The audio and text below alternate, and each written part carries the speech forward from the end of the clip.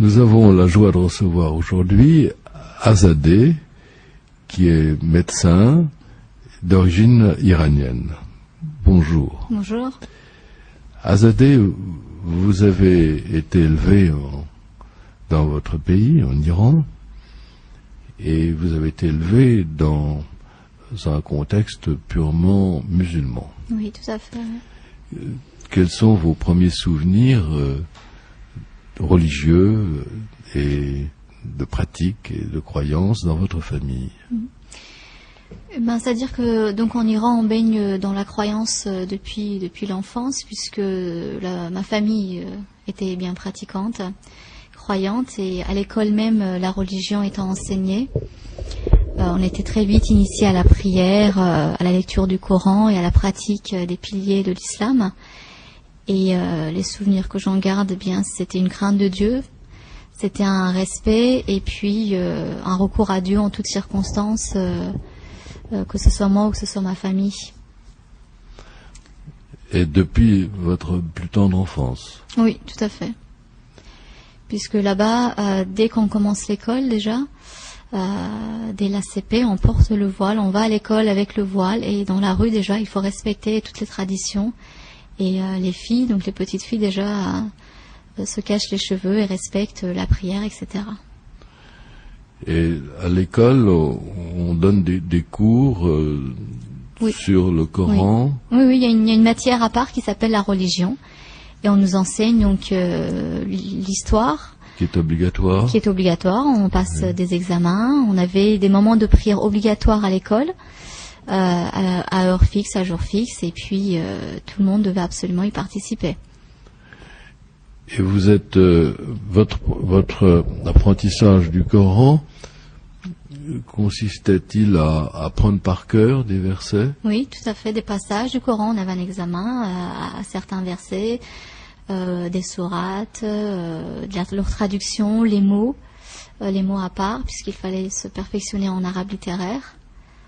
Oui, qui n'a rien à voir avec la langue parlée en Iran. Tout à fait, puisque c'est la langue perse. C'est un alphabet qui ressemble et qui a pas mal de différences avec l'alphabet arabe. On peut dire qu'entre le parler et l'alphabet, il y a autant de ressemblances et de différences qu'entre le français et l'allemand. Entre la langue parlée iranienne et l'arabe. Voilà. Il y a donc quelques racines communes. Disons que l'alphabet se ressemble énormément, comme je disais. On pourrait comparer ça à la même ressemblance qu'il y aurait entre l'allemand et le français, puisqu'il y a des ressemblances et il y a des différences. Alors, vous avez appris beaucoup de versets du Coran par cœur? Oui, j'ai grandi, j'étais à l'école là-bas jusqu'à l'âge de 11 ans, donc j'ai fini ma CM2 quand je suis venue en France. Et donc, pendant les 5 ans à l'école, je connaissais déjà pas mal de versets, pas mal de sourates. Et cet apprentissage par cœur structurait-il votre esprit? Certains versets venaient-ils à l'esprit dans certaines situations? Conditionnaient-ils votre comportement? Oui, tout à fait. Il faut dire qu'en plus, à l'époque, c'était la guerre entre l'Iran et l'Irak. Il y avait beaucoup de difficultés, aussi bien matérielles que morales. Et l'école avait une place privilégiée pour nous enseigner même un mode de vie. Et nos profs de religion nous enseignaient, à travers même l'histoire des prophètes, un comportement à adopter, le bon comportement à adopter, à en tirer un bon moral et à avoir en fait une attitude digne de l'islam. Et très souvent, évidemment, j'étais conditionnée par des choses, même des histoires qui étaient peut-être des anecdotes, plutôt des anecdotes venues de la prof elle-même que du Coran. Et je les pratiquais puisque j'étais enfant et que j'y croyais et que je voulais faire plaisir à mon Dieu et tout simplement je les exerçais. Dans la vie courante? Dans la vie courante, tout simplement. Je peux vous donner une anecdote, par exemple.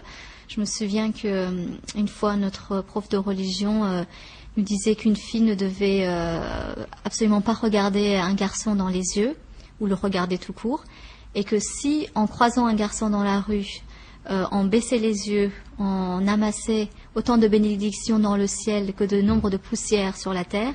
Et si on levait les yeux vers le ciel, toujours pour éviter de regarder ce garçon, on amassait autant de bénédictions que de nombre d'étoiles dans le ciel. Et c'est des choses auxquelles j'adhérais et je croyais et je le faisais. Mais dès quel âge? Oh, je peux vous dire, c'était déjà dès 8 ans. Et cela vous paraissait normal et naturel? On ne se pose pas beaucoup de questions à cet âge-là, on obéit quand on veut faire bien. Mais les garçons que vous n'aviez pas le droit de regarder, tout simplement, vous paraissaient-ils dangereux? Non, c'était... interdit, tout simplement? Tout simplement, voilà, c'était par pudeur, par crainte de Dieu qui ne voulait absolument pas, d'après ce qu'on nous enseignait, qu'il y ait relation entre garçons et filles, que c'était un péché que de s'approcher d'un garçon. Et cela commençait dès même le regard. Et l'amitié n'avait pas de sens? Alors, non, du tout. Alors, à l'époque, moi, j'étais sous la loi de Khomeini, d'ailleurs, où, en fait, tout garçon et fille qui pouvaient être ensemble dans la rue pouvaient se faire arrêter par la police. C'était un contrôle très fréquent. Et s'ils n'étaient pas mariés, s'ils ne pouvaient pas prouver d'ailleurs qu'ils étaient mariés, ils étaient embarqués au poste de la police et il fallait, soit ils pouvaient être emprisonnés, soit flagellés, soit au mieux, ils payaient une amende, les parents venaient payer quelque chose et ils pouvaient partir. À partir de quel âge? Déjà à partir de la puberté pour les filles. Parce que c'est vrai que de toute façon, avant, les parents sont très présents et les enfants n'ont pas attrait à ce genre de choses. Mais à partir du moment où la fille pouvait avoir ce genre de fréquentation, on les embarquait. C'était des mineurs, donc. Des mineurs, oui. Tout à fait. Alors, vous avez grandi donc dans ce respect de la foi coranique, oui, de la croyance coranique, et vous alliez à la mosquée? Non, je n'allais pas à la mosquée. Ma famille n'avait pas cette habitude, donc on n'y allait pas. Mais à l'école, il y avait en fait une salle qui était pourvue en ce sens-là, qu'en fait on faisait des réunions comme à la mosquée et des prières collectives dans cette salle une fois par semaine. Mais l'assistance à la mosquée le vendredi était-elle obligatoire pour les familles? Non, c'était très bien vu, c'était conseillé, mais ce n'était pas obligatoire. Oui.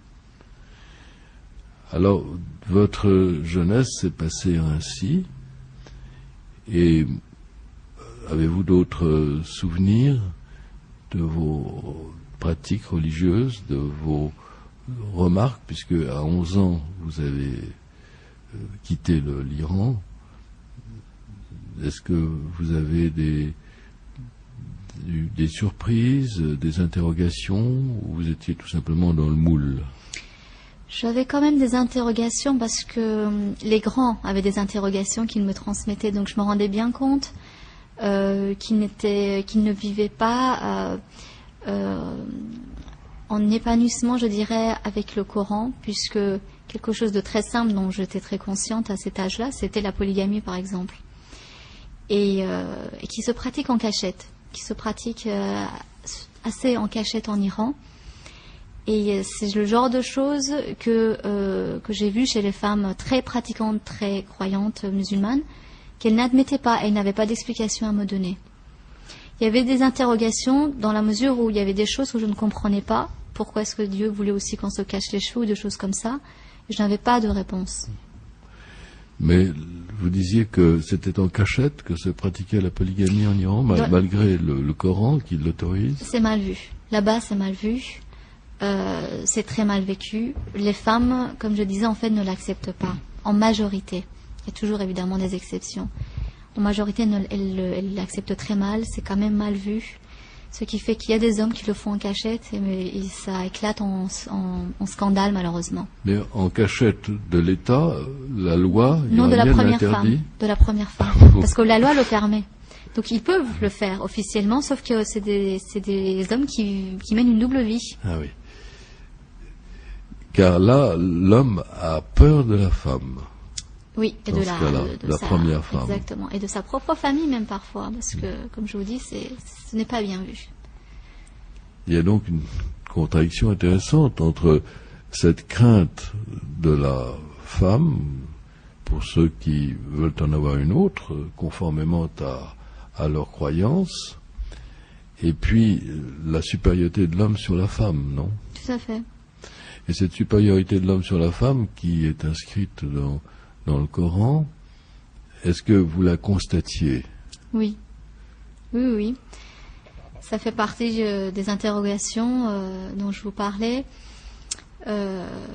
Malheureusement, en Iran, il y a une famille, enfin un couple sur deux qui divorce. Il y a énormément de problèmes au niveau des femmes battues, des femmes qui n'ont aucun droit au niveau de la justice, qui sont bafouées, et c'est encore des problèmes d'actualité. Et c'est des choses que l'on vit, que l'on voit au sein de sa famille, au niveau des voisins, au niveau des amis. C'est des problèmes dont on est conscient même en étant enfant. C'est donc l'inégalité. Tout à fait. Alors comment êtes-vous venu en Occident? Eh bien en fait, à la base, mes parents étaient plutôt aisés. Ma mère avait un problème cardiaque qui ne pouvait se faire opérer qu'à l'étranger. Les moyens n'existaient pas encore en Iran. Ce qui fait que ils ont eu déjà le moyen de venir faire cette chirurgie en France. Et une fois en France, ils ont pu se permettre de rester et de vouloir en fait qu'on y vienne aussi pour rester là. L'opération de ma mère a duré un certain temps, permettant à mon père en fait de s'installer ici et plus tard qu'il vienne nous chercher. Et tout cela étant très motivé aussi par la guerre, puisqu'on était sous les bombardements. Alors, vous avez commencé, vous parliez français en arrivant? Non, pas du tout. Alors, maintenant que vous parlez français comme une Française que vous êtes devenue, comment ça s'est passé, cette adaptation entre deux mondes si différents? Dès l'aéroport, ça a été un choc culturel. C'était quand même étonnant de voir des gens si différents physiquement et de façon même vestimentaire. C'est vrai que nous, avec toute la pudeur en Iran, ici, je suis arrivée, c'était l'été, les femmes étaient décolletées. C'était déjà très impressionnant. Quand on a rejoint notre appartement, ça nous a paru très petit d'emblée, alors que en fait, c'est un bel appartement pour une région parisienne. On s'est senti un peu étouffé en arrivant. On s'est senti très très seul. On ne parlait pas français, on ne comprenait rien. On mettait la télé, on ne comprenait rien au dessin animé. Mais ça a été un temps très très court, puisque très vite, en allant, ne serait-ce que dans les supermarchés, on s'est cru vraiment au pays des merveilles. C'était magnifique de voir tout ce qui était à la portée des enfants, que ce soit en termes de nourriture, que ce soit en termes de jouets, puisque c'était un peu la pénurie à cette époque encore en Iran quand c'était la guerre. Et puis c'était en mois de juillet, donc dès septembre, j'ai commencé à aller à l'école, ne parlant pas un mot de français, mais c'était tellement détendu. J'ai eu l'occasion d'aller dans une école où il y avait une classe à part pour les étrangers qui ne parlaient pas français. Et donc en fait, c'était une classe de français qui nous apprenait. Et au fur et à mesure de nos capacités, ils nous remettaient en fait au niveau pour les maths, pour l'anglais, pour toutes les matières qu'on pouvait faire. Donc j'ai appris le français en un an. Et après, j'ai repris une scolarité normale. Et vous avez, à ce moment-là, sur le plan religieux et philosophique, vous restiez musulmane. Tout à fait, je continue à pratiquer. Avant d'aller à l'école, je faisais ma prière. Je ne buvais pas d'alcool, je ne touchais pas au porc, je ne touchais aucun garçon, je n'avais aucun contact, je ne leur parlais pas. Vous les regardiez pas? Si, là j'étais obligée parce que c'est des écoles mixtes. En Iran, c'est des écoles séparées. Oui. Là, si. Mais je ne portais pas de voile parce que dans ma famille, c'était pas, si j'étais pas, comment dire, quand on était en famille, on ne portait pas de voile. À l'extérieur, certes, ce qui fait qu'en venant en France, je ne portais pas de voile, mais je respectais tout le reste de l'islam. Alors vous n'êtes pas sortie française comme ça en un an, même non. Si vous avez appris le français, que vous parlez le français comme une Française maintenant. Tout à fait. Il y avait une différence entre les élèves et vous? Alors, j'étais dans une classe, comme je vous dis, d'étrangers. Donc, je ne me suis pas retrouvée vraiment face aux Français. J'ai pas eu d'a priori vis-à-vis des Français. On était un brassage de personnes du Nord-Afrique, de partout. Donc, ça m'a peut-être aidé à m'intégrer. Je ne me suis pas sentie rejetée du tout. Mais ma famille me manquait énormément. Et votre famille qui était à Paris? En fait, on est venu ici avec ma mère, mon frère et ma sœur. Oui. Et tout le reste de ma famille, donc j'ai été coupée, en fait, restait en Iran. C'est-à-dire ma grand-mère, ma tante, etc. Donc votre famille d'Iran vous manquait, mais vous étiez quand même avec votre maman et Tout à fait. un frère et une sœur. Tout à fait. Et alors vous avez à ce moment-là été amené progressivement dans la rencontre du christianisme? Alors, c'était pas à ce moment-là, dans la mesure où en France on ne parle pas trop de foi ou de religion. Oui, c'est mal vu, on ne sait pas pourquoi, mais effectivement. Voilà, donc c'est venu beaucoup, beaucoup plus tard. C'est venu, donc une fois que j'ai fait ma fac de médecine, donc c'est pour vous dire, j'ai eu mon bac, etc. Et c'est venu vraiment à l'âge de 22 ans. Tout en étant pratiquante jusqu'alors du culte l'islam. musulman. Oui. Oui. Et quelles ont été ces premières rencontres avec le christianisme? Ça a été simplement une personne qui m'a parlé de l'évangile, qui m'a parlé de Jésus tel que je ne le connaissais pas, puisqu'on m'en avait jamais parlé comme tel. Je ne connaissais rien de ce que disait la Bible sur Jésus, sur le sens de la croix, sur la notion de péché et sur le sens de son sacrifice. Et ça a été très nouveau pour moi. Ça m'a intriguée, mais je vous avoue que je me suis sentie très agressée parce que, étant musulmane, je ne voyais pas où cette personne voulait en venir. Et sur ce, ça a été plutôt un débat intellectuel au départ. C'est-à-dire que plus il me parlait de Jésus et du christianisme, plus je lui parlais de Mahomet et de l'islam. Donc ça démarrait plutôt comme ça. Et ce qui s'est passé par la suite, c'est que je me suis rendu compte, pour mon compte, que je ne connaissais pas ce Jésus dont il me parlait, qui était dans la Bible. Et j'étais intriguée, intellectuellement, culturellement parlant, j'étais intriguée de le connaître un peu plus, mais sans chercher à ce qu'il change ma vie. C'était vraiment intellectuel. Et surtout aussi parce que je voulais avoir plus de répondants vis-à-vis de cet ami, je pense. Et il s'est avéré que j'ai commencé à côtoyer des églises et des pasteurs, à avoir des discussions avec eux, et à commencer à lire la Bible pour m'informer. Et c'est au fur et à mesure de ma lecture que j'ai été saisie de crainte, en me disant à un moment donné, tout simplement, et si c'était la vérité? C'est trop tard maintenant pour que je recule, j'en sais beaucoup trop. Et à ce moment-là, j'ai réussi à faire cette prière à Jésus et à Mahomet. Oui. Ce qui s'est passé, c'est que je me suis consacrée une semaine entière en me mettant à part, loin de ma famille, en partant en congé une semaine, en lisant la Bible, en lisant le Coran en parallèle, et en interrogeant vraiment Dieu, en lui disant « Je veux que tu me dises la vérité. Jésus, si tu es la vérité, viens me le dire. Mahomet, si c'est toi la vérité, viens me le dire. » Et en mettant Dieu au défi, en disant « Si je me trompe, ce ne sera pas de ma faute, je ne suis qu'un être humain. Mais toi, tu es Dieu. Si tu veux te révéler aussi bien vrai que tu existes, eh bien, tu ne peux être que vivant et que tu parles. Alors, dis-le-moi. » Ça a duré une semaine. Suite à cette semaine, je n'avais malheureusement rien reçu de particulier et je ne savais même pas comment Dieu allait s'y prendre, mais toujours est-il que le tout dernier soir, j'ai tout abandonné. Le lendemain, je prenais l'avion, je rentrais dans Paris. Et j'avais déjà cédé puisque j'étais un peu fatiguée de tout ce cheminement spirituel qui n'aboutissait pas. Et j'avais déjà baissé les bras. Et quand soudain, alors que je me trouvais dans le salon à lire autre chose que la Bible et le Coran, à me détendre complètement avec une lecture pour essayer de décompresser, soudain j'ai senti quelque chose de physique, une excitation extraordinaire qui me saisissait et puis une palpitation cardiaque. Et étant évidemment déjà à cette époque dans le milieu médical, je me suis allongée sur le canapé en croyant que j'allais faire un malaise vagal. En prenant mon pouls, en essayant de me parler, de me raisonner, de me dire ça va passer, ce n'est rien, détends-toi. Et au fur et à mesure que je me parlais, j'ai senti que cette force ne venait pas de moi, c'est quelque chose de complètement extérieur.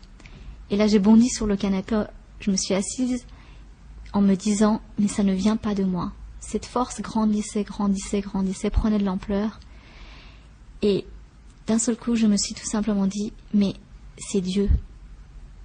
J'ai caché mon visage dans les mains tellement j'ai eu une crainte et une peur de tout ce qui m'arrivait. Et à ce moment-là, cette force s'est transformée en amour. Un amour immense que je ne connaissais pas, qui n'a aucune définition humaine. C'était un amour à l'infini, qui pardonnait tout, qui ne jugeait pas. Et c'était quelque chose de solide, de sûr, de sécurisant, une paix énorme qui m'envahissait de toutes parts. Et à cet instant-là, j'ai senti une présence en face de moi. C'était un homme qui se tenait devant moi, qui m'entourait de ses bras et qui m'a clairement dit « Tout ce que tu as entendu est vrai, j'existe vraiment. Je suis là maintenant avec toi. J'ai toujours été là avec toi. Et je serai toujours là avec toi. » Et cette personne était Jésus-Christ.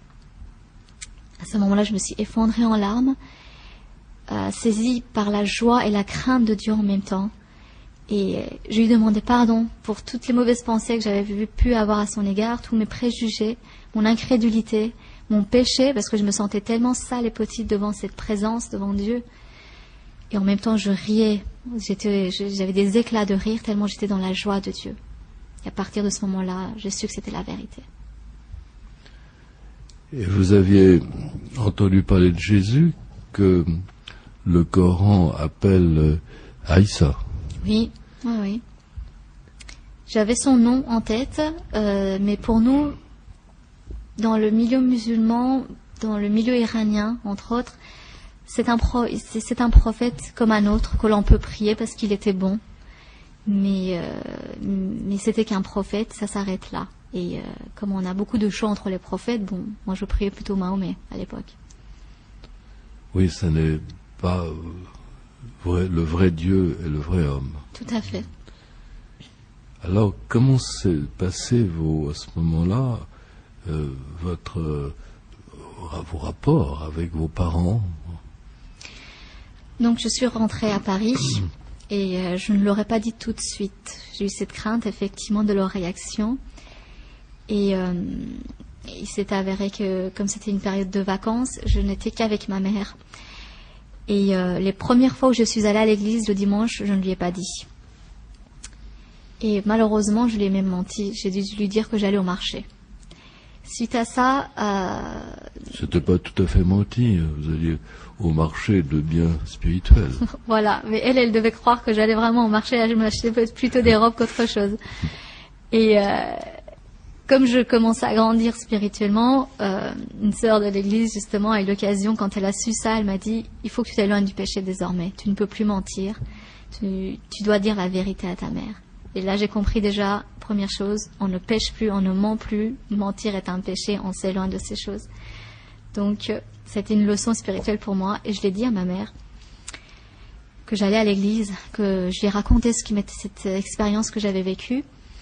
Ma mère était époustouflée par ce que je lui racontais, mais elle essayait de le justifier, de l'expliquer autrement, parce qu'elle me croyait que j'avais vu cette présence, que je l'avais vraiment palpée. Mais elle était outrée que j'aille à l'église, parce que pour elle, c'est comme si je reniais mes origines, c'est comme si je reniais l'Iran, c'est comme si je voulais changer de personne et devenir française ou occidentale. Et elle, ça a été donc une révolte pendant 2 mois quasiment. On ne s'adressait pas à la parole et ça partait plutôt d'elle. Et ma sœur est arrivée dans un second temps. Elle est rentrée de vacances. Ma mère l'a avertie tout de suite. Elle a été outrée. Elle m'a méchamment dit qu'elle était choquée que sa sœur, qui était musulmane, aille dans une église. Mon frère, à son tour, il est plus jeune que moi. Quand je lui ai parlé, il m'a exprimé aussi qu'il avait un mal-être énorme et que ce que je lui disais le touchait énormément parce qu'il ne retrouvait pas sa place dans ce monde, que c'était quelqu'un qui avait des problèmes de dépression, chose qui était également mon cas.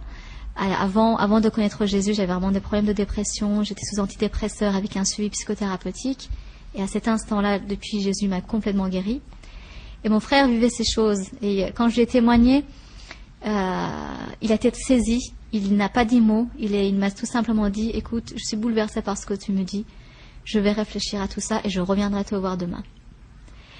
Suite à tout ça, petit à petit, ma famille constatait ma transformation et mon acharnement à croire en Jésus, alors que j'étais si fervente dans la religion musulmane avant. Donc, ils ont tout simplement pensé que j'étais dans une secte. Forcément, puisque j'étais comme transformée et qu'il y avait un lavage certainement de cerveau derrière. Donc, cette crainte les a fait venir à l'église parce qu'ils sont venus inspecter où j'allais. Donc, ils m'ont accompagnée comme la police. Et ça a été tout simplement simple. Comme je vous le dis, ils sont venus, ils ont entendu, et Jésus a commencé à les attraper un à un. Et en fait, sans même que j'y fasse quoi que ce soit, hormis mon témoignage et entre autres, Jésus a commencé à leur parler personnellement à chacun, à leur accorder des délivrances, des guérisons un à un, et ce qui a fait qu'ils ont cru, et qu'aujourd'hui, ils croient encore et qu'ils sont baptisés. Et qu'est-ce qui les touchait le plus dans les réunions de l'Église? Les toutes premières fois, c'était, je pense, l'amour de ce qui était prêché, la vérité dans ce qui était prêché, le fait que ce soit des choses très concrètes, très pratiques, et tout simplement, cette même présence, je pense que j'ai senti quand j'ai rencontré Jésus. Ils ont été touchés par l'Esprit de Dieu, quelque chose qui les bouleversait aux réunions, et quand ils en sortaient, ils sortaient avec quelque chose en eux, dans leur cœur. Et le reste de votre famille en Iran, ont-ils été informés de votre conversion, de celle de votre maman et de votre frère et de votre sœur? Alors, le noyau le plus proche, le plus sûr, le plus intime, oui. J'entends par là ma grand-mère maternelle, ma tante, mes deux oncles maternels avec qui nous avons grandi, en fait, et dont on est très proches, et ils ont été mis au courant. Ils ont été très touchés même. J'ai eu l'occasion de recevoir à Paris même ma tante et sa fille, un de mes oncles, et on a eu l'occasion de leur témoigner. Et ils ont eu l'occasion de venir à l'église. Ils ont été très très très touchés, bouleversés. Ils ont mis Jésus au défi plusieurs fois et il a répondu par des miracles. Et je sais qu'encore aujourd'hui, quand on les appelle, ils nous demandent de prier pour eux. Ils nous donnent des sujets de prière tout simplement. On a eu l'occasion également de se rendre en Iran. Quand je dis nous, je parle de mon mari qui est français et moi-même. Et là-bas, on s'est fait très discret, très petit, par crainte évidemment. Mais il y a eu des personnes qui ont senti une différence chez moi, qui me connaissaient avant, qui m'ont vu après, qui savaient cependant que mon époux était français et chrétien, mais qui ne savaient rien de moi. Et qui m'ont interrogé, qui nous ont interrogés petit à petit, et en intimité, il y a des personnes à qui on a pu parler, et qui ont été vraiment bouleversées par le témoignage de Jésus et par la prière, tout simplement, qu'on leur apportait à ces moments-là. Et ça, c'est une expérience extraordinaire. Donc, si je comprends bien, il suffit de témoigner du Christ en Iran aujourd'hui pour qu'un certain nombre de personnes avec lesquelles on peut parler sans risque s'ouvrent au christianisme. Oui. Alors, ça a été aussi notre grande surprise parce qu'on ne s'y attendait pas. On est allé avec beaucoup de crainte, comme je vous dis. Une partie de ma famille étant intégriste, on n'a absolument pas ébruité la nouvelle que je m'étais convertie au christianisme. Donc on y est allé avec beaucoup de discrétion et il s'est avéré qu'on n'avait pas l'intention de parler, mais en ayant eu l'occasion, quelque part forcée, de dire les choses, nos yeux se sont ouverts sur cette vérité que même si au début, en dialoguant, il y a toujours un affrontement au départ, comme j'avais eu moi avec cet ami qui le premier m'avait témoigné, à un moment donné, la personne en face se taisait et m'écoutait, tout simplement mon témoignage, c'est tout ce que j'avais à leur apporter, et dire voilà ce qu'il a fait dans ma vie, voilà la paix que j'ai encore aujourd'hui. Et la personne automatiquement se mettait à pleurer, elle avait des larmes aux yeux et me demandait de prier pour elle. Mon mari, en français, a eu l'occasion de prier pour des familles et je traduisais derrière. C'était des personnes qui avaient une telle soif qui nous a laissé vraiment perplexes puisqu'on ne s'y attendait absolument pas. On dit que le christianisme se répand souterrainement dans ces églises du silence, ces églises des catacombes, en Iran, mais aussi dans d'autres pays, notamment l'Arabie Saoudite. Oui, ça a été aussi une énorme surprise pour nous. On nous avait donné l'adresse d'une église dans la capitale, à Téhéran. Quand on est allé en Iran, nous avons eu l'occasion de la visiter, en sachant qu'on nous avait donné plusieurs adresses. Déjà, à mon grand étonnement, on m'a donné plusieurs adresses d'églises dans la capitale même. Qui étaient officielles ? Qui étaient officielles. Parce qu'il faut savoir qu'en Iran, il y a des Arméniens qui sont chrétiens à la base, et dont la religion chrétienne, la foi chrétienne a toujours été officiellement respectée, même si officieusement persécutée. Et il y a donc tous ces Iraniens musulmans qui se convertissent, qui se greffent dans ces églises-là, en fait, qui vont dans ces églises-là, parce qu'il est hors de question qu'il y ait une nouvelle construction d'église. Mais ces bâtiments qui existent déjà peuvent accueillir donc les musulmans qui se convertissent.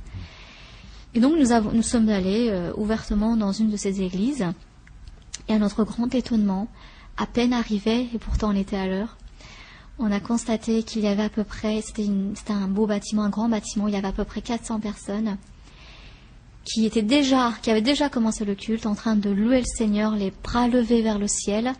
Il y avait les hommes d'un côté, les femmes de l'autre. Les femmes étaient voilées, forcées évidemment, oui. Et je pense que de toute façon, il y avait même parmi elles des musulmanes pratiquantes qui venaient, tout simplement parce qu'elles savaient que ça leur faisait du bien, tout simplement parce qu'elles recevaient quelque chose.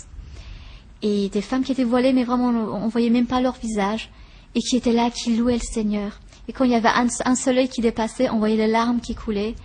Et c'était impressionnant de voir cette communion avec le Seigneur qui était entre ces gens qui venaient au risque de leur vie, au péril de leur vie. Et après, à peine la réunion finie, la salle s'est remplie à nouveau derrière. Donc je ne peux même pas vous dire combien de membres il y avait dans cette église.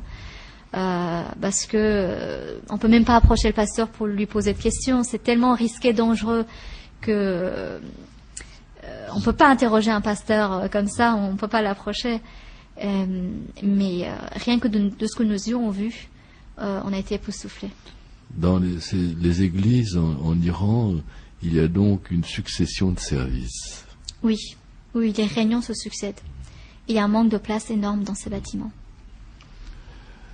Azadeh, vous avez maintenant une vie bientôt très professionnelle puisque vous êtes médecin et continuez-vous à témoigner dans certaines communautés ou simplement dans votre entourage de cet émerveillement qui vous a saisi il y a quelques années?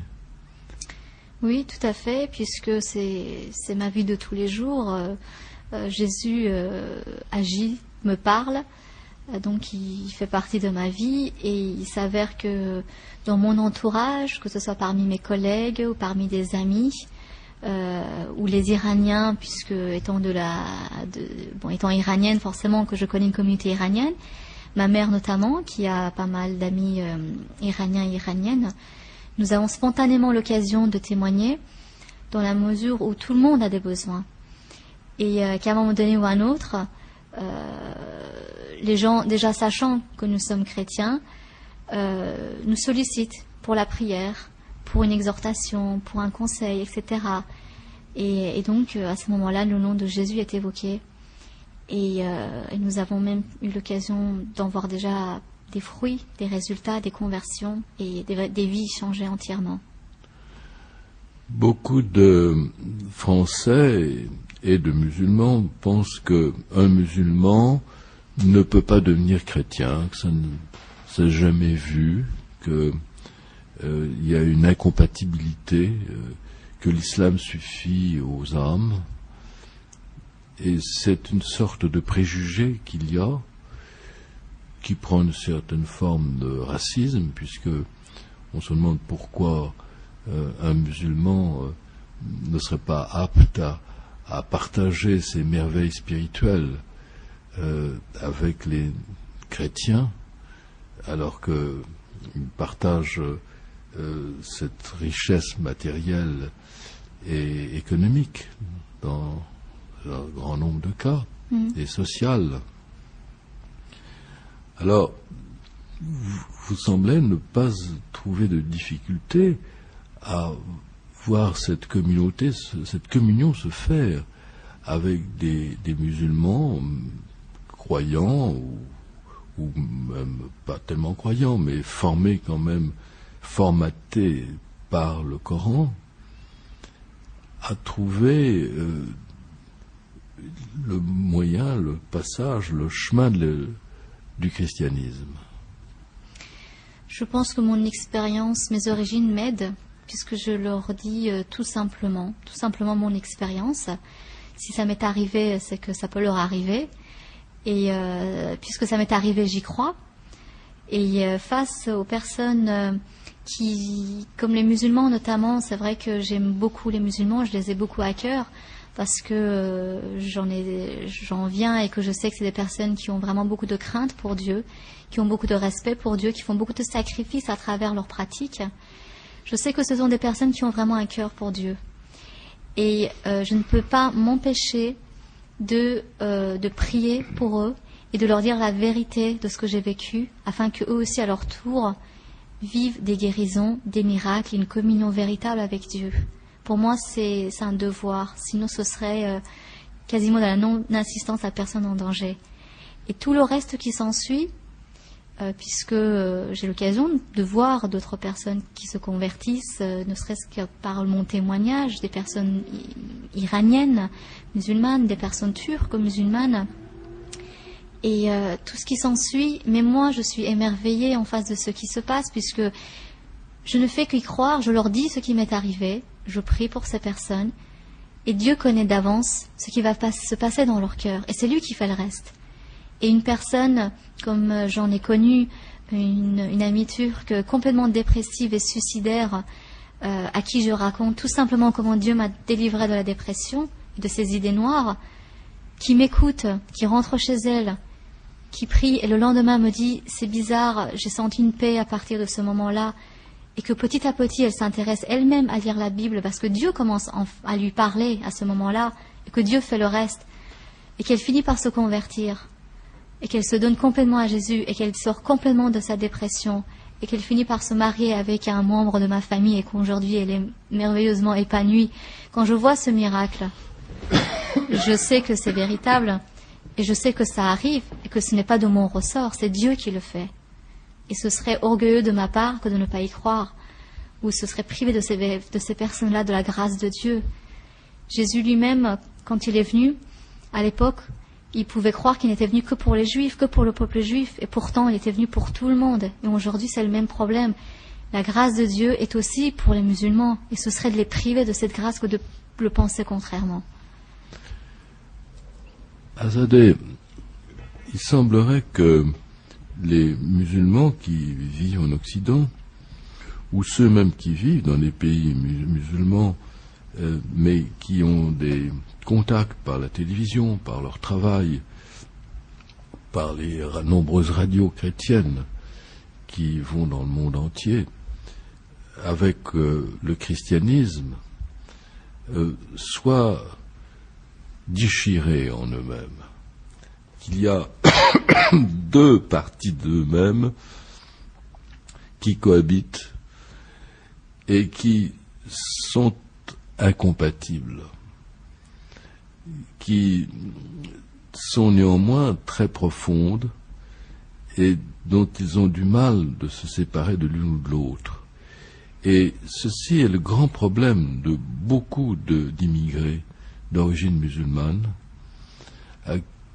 qui les amène même parfois à essayer de supprimer une part d'eux-mêmes, en l'occurrence la part occidentale ou chrétienne, même s'ils ne la reconnaissent pas réellement, et qui les amène même à une violence et à une haine à l'égard du christianisme.